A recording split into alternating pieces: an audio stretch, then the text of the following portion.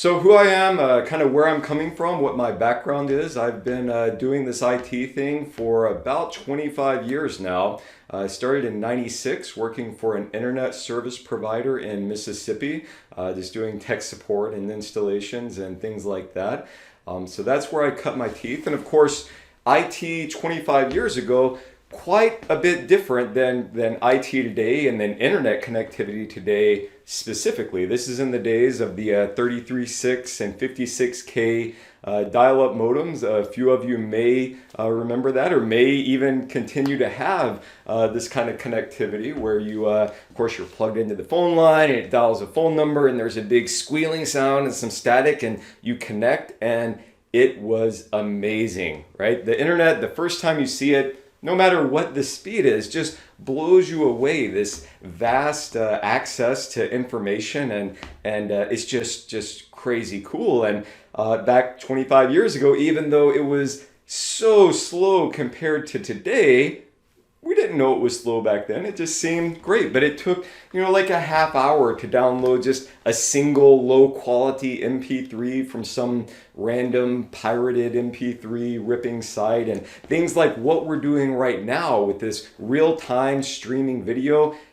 Absolutely unheard of. Like that just wasn't something you could do. IT 20, 25 years ago, a completely different space. And in fact, if you kind of do the math around this, what you'll find is that our computing capacity today, so CPU speeds, memory, hard disk size, network connectivity speed, about 2,000 times bigger, faster, better than what we had 20 years ago. And I'll give a concrete example of that. I was building a new computer for myself back in about 97, 98, kind of somewhere in that range. And like I mentioned, I was downloading music and trading files and doing all kinds of things back then. And I needed the biggest hard drive I could get. That was my aspiration. And at that point in time, it was a 2.5 gigabyte hard drive is what I put in my computer. Not terabyte, but a 2.5 gigabyte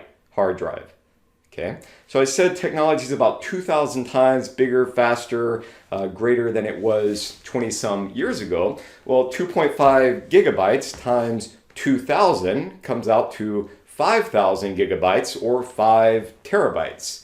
And you can go on Amazon right now and get a 5 terabyte hard drive for just over $100. I think $107 or something is what I found. And in fact, you can get a 8 terabyte or a 16 terabyte hard drive now, which is just, it's a lot of space now, but just an unimaginably large amount of space back in 1996, 1998, around then. So really interesting how this has changed. And your cable modem connectivity, you're probably getting, around 100 megabits per second, or if you're paying for the extra fast, like gaming connectivity, maybe 200 or 300 megabits for a second, which is actually about 4,000 to 5,000 times faster than what we had in the 33.6 and 56K dial-up modem days. So it's just an order of magnitude faster and more capable, and has allowed us to do all of this amazing stuff. Like instead of waiting for hours and days for something to download, like for a movie to download, you can go to Netflix now, you hit play and just almost instantaneously it starts, right? Things like Uber, like this type of ubiquitous network connectivity has just enabled all kinds of technologies, and it's a pretty amazing thing. And it just really is kind of humbling to think about how much this has changed. But what I really want you guys to think about tonight and through the rest of the semester and through the rest of your career is if things today are 2,000 times bigger, faster, more capable than they were 20 years ago. Think about 20 years from today, which is likely in the span of your career, hopefully in the span of my career, 20 years from today, when technology is 2,000 times bigger, better, faster, more capable than it is today. When your network connectivity is 2,000 times faster, and your CPU is 2,000 times faster, and your memory and disk space and the amount of data that we have to deal with and process is 2,000 times what it is today. it's a whole new world of possibilities, a whole new way of thinking about how we have to interact with systems and how we manage systems and the capabilities that these systems are going to allow us. It's a pretty exciting thing, right? This is why I love being in IT, because we just have all this great stuff to deal with. So what we're going to be doing in this class is kind of setting you up with the fundamentals of how to manage data going forward and into the future. So that's kind of my origin story. That's where I came from. Right before coming to the University of Houston, I did my PhD at the University of Arizona. I finished that up in 2015. So I've been here at UH for about 6 years now.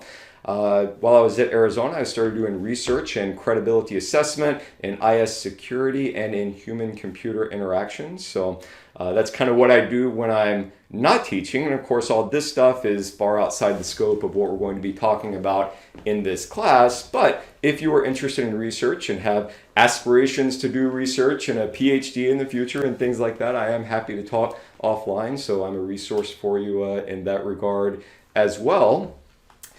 And then in the time between the ISP and my time at Arizona, I spent about 9 years working in industry, most of that time doing IT infrastructure architecture, so like network and server design and configuration and disaster recovery, high availability, things like that, for the Bank of New York, which in 2007 merged with Mellon Financial in Pittsburgh to become BNY Mellon. So spent a good bit of time in industry, kind of honing my skills, and then decided that I wanted to come back to academia. So here I am with you guys.